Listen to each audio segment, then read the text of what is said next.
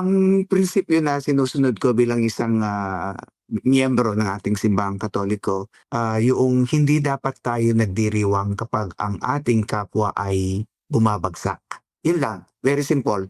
Hindi hindi ito yung panahon na magdiriwang tayo dahil ang ating kaaway, hindi tayo sumasang-ayon sa isang grupo, leader ng gobyerno, natutuwa tayo, kinagagalak natin, nagse-celebrate tayo sa pagbagsak nila. Mm. Nawawala dun yung ating connection na mas malalim. Kasi kapag tayo ay tumingin sa tao, makikita natin talaga yung panlabas na mga tawag nun, kapintasan 'no, kapintasan. Mm. Hindi tayo sumasang-ayon sa kanilang pagpapatakbo sa gobyerno, sa kanilang, values, hindi tayo sumasang-ayon.